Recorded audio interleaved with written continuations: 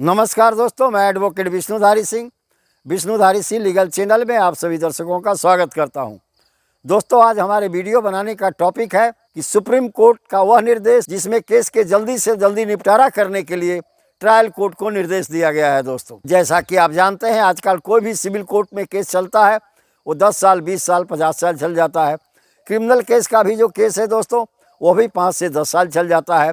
ऐसी परिस्थिति में दोनों पक्षों को काफ़ी हानि होती है, आर्थिक हानि होती है, मानसिक हानि होती है और साथ ही साथ दोस्तों हर समय दिमाग में यह तनाव बना रहता है कि इस केस में क्या होगा और मेरे संपत्ति का क्या होगा। तो दोस्तों, इन्हीं सब समस्याओं को देखते हुए ऑनरेबल सुप्रीम कोर्ट ने एक दिशा निर्देश जारी किया है ट्रायल कोर्ट पर। जितने भी ट्रायल कोर्ट्स हैं इंडिया में, उन लोगों के लिए एक डायरेक्शन ऑनरेबल सुप्रीम कोर्ट ने जारी किया है। आइए आज उसी बिंदु पर हमारा ये वीडियो है। दोस्तों, हम ऑनरेबल सुप्रीम कोर्ट का इंटायर डायरेक्शन आपके सामने प्रस्तुत करेंगे इस वीडियो के माध्यम से कि क्या उस डायरेक्शन को अगर लागू किया जाए तो निश्चित तौर पर केस का सुनवाई जल्दी से जल्दी हो सकेगा। यानी दोस्तों 2 से 3 साल में आप किसी भी सिविल सूट का निपटारा करवा सकते हैं। तो आइए अब देखते हैं दोस्तों कौन कौन से वो डायरेक्शन ऑनरेबल सुप्रीम कोर्ट के द्वारा ट्रायल कोर्ट को दिए गए हैं। पहला है दोस्तों, सम्मन की प्रक्रिया समय सीमा के अंदर पूरा हो। दोस्तों, केस के एडमिशन होने के बाद सम्मन में काफ़ी लेट होता है, सम्मन की प्रक्रिया में भी काफ़ी लेट होता है। ऐसी परिस्थिति में ऑनरेबल सुप्रीम कोर्ट ने कहा, ट्रायल कोर्ट को निर्देश दिया कि सम्मन की प्रक्रिया समय सीमा के अंदर पूरी की जाए। समय सीमा उसका क्या है दोस्तों? 30 दिन। यानी 30 दिन के अंदर में सम्मन की प्रक्रिया पूरी कर दी जाए। देखते हैं दोस्तों, आप लोग भी सिविल कोर्ट में केस लड़ते होंगे, सम्मन होते होते लगभग 1 साल का समय गुजर जाता है। दोस्तों, इससे बचने के लिए ऑनरेबल सुप्रीम कोर्ट ने यह डायरेक्शन पास किया। दूसरा है दोस्तों, प्रतिवादी के द्वारा रिटन स्टेटमेंट न्यायालय में फाइल करने का समय सीमा निश्चित है। प्रतिवादी उसी के अंदर में अपना रिटन स्टेटमेंट यानी लिखित कथन दाखिल करे। उसके बाद प्रत्येक दिन का उसे कारण बताना होगा। अगर कोर्ट एडजर्न करता है डेट को अगले तिथि के लिए, तो कोर्ट को भी कारण लिखना होगा कि क्यों हम इसका केस की तिथि आगे दे रहे हैं या आगे बढ़ा रहे हैं। चूँकि दोस्तों CPC के अनुसार प्रतिवादी के उपस्थित होने के 30 दिन के अंदर में ही उसे अपना रिटन स्टेटमेंट न्यायालय में जमा कर देना है। लिखित बयान या बयान तहरीर जिसे कहते हैं दोस्तों, उसे न्यायालय में जमा कर देना है।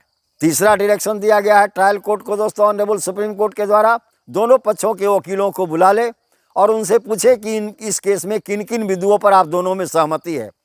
जिस बिंदु पर दोनों में सहमति है उस बिंदु को हटा दिया जाए दोस्तों, लेकिन जिस बिंदु पर दोनों का डिनायल है, एक दूसरे के कंट्रारी ओपिनियन रखते हैं, एक दूसरे के विपरीत ओपिनियन रखते हैं, उन्हीं बिंदुओं के ऊपर में ट्रायल किया जाए। चौथा डायरेक्शन ऑनरेबल सुप्रीम कोर्ट ने दिया कि हो सके यथासंभव ज़्यादा से ज़्यादा केस में न्यायाधीश महोदय यानी ट्रायल कोर्ट के न्यायाधीश महोदय दोनों पार्टी को आपस में कंप्रोमाइज़ कराने का प्रयास करें ताकि केस जल्दी से जल्दी ख़त्म हो सके। पांचवा डायरेक्शन दिया है ऑनरेबल सुप्रीम कोर्ट ने कि अगर कंप्रोमाइज़ नहीं हुआ तो इशू जल्दी से जल्दी फ्रेम कर दे और इशू फ्रेम करने के बाद ट्रायल में देरी न किया जाए, डे टू डे सुनवाई किया जाए, यानी डे टू डे हियरिंग किया जाए उस केस के अंदर में। ऐसा नहीं हो कि आज एक डेट पर सुनवाई हुआ, 20 दिन बाद फिर दूसरा डेट दे, 50 दिन बाद दूसरा डेट दे। नहीं दोस्तों, इसके लिए प्रतिदिन के हिसाब से सुनवाई करके केस का निपटारा जल्दी कर देना होगा। अगला निर्देश ऑनरेबल सुप्रीम कोर्ट ने दिया कि पुराने केस का जो भी डेटाबेस है उसे अपडेट किया जाए।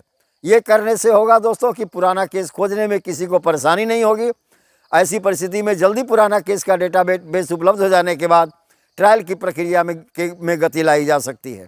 लेकिन दोस्तों, उपरोक्त ये 7 निर्देश देने के बाद भी मैं प्रैक्टिकल में देख रहा हूँ ऑनरेबल कोर्ट के अंदर में दोस्तों कि ट्रायल की प्रक्रिया में देरी होती है। इसके कुछ और कारण है दोस्तों, इसके लिए हमारी गवर्नमेंट को सोचनी होगी। दोस्तों, पहला हमारी ओर से जो है बिंदु दोस्तों कि हाई कोर्ट और सुप्रीम कोर्ट में जितने जजेस की नियुक्ति हुई है उसमें केस का निपटारा जल्दी से होता नहीं, अपील का निपटारा जल्दी से होता नहीं।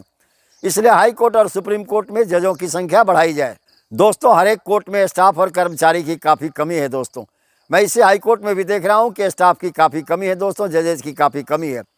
सरकार से प्रार्थना होगी कि स्टाफ की कमी को दूर किया जाए और जजेस की नियुक्ति में गति लाई जाए।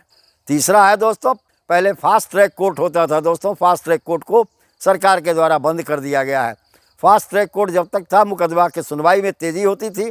अतः सरकार से पुनः प्रार्थना होगी कि फास्ट ट्रैक कोर्ट को पुनः स्थापित कर दिया जाए ताकि मुकदमा की सुनवाई में तेज़ी हो सके और उचित मात्रा में कोर्ट स्थापित किया जाए। दोस्तों, अभी जनसंख्या के अनुपात में कोर्ट की संख्या भी कम है। कोर्ट की संख्या को बढ़ाई जाए ताकि मुकदमे की सुनवाई जल्दी से जल्दी हो सके। इन्हीं बिंदुओं पर ध्यान देने के बाद अगर सरकार चाहे तो मुकदमे की सुनवाई जल्दी करने के लिए रास्ता साफ कर सकती है। ऑनरेबल सुप्रीम कोर्ट का डायरेक्शन हो ही गया, सिर्फ सरकार के सहयोग की अपेक्षा है। सरकार के सहयोग के बाद दोस्तों अगर भगवान ने चाहा तो आप लोगों का मुकदमा जल्दी से जल्दी सुनवाई के बाद फैसला हो जाएगा। तो यहीं पर अब मेरा वीडियो संपन्न हुआ दोस्तों, समाप्त हुआ।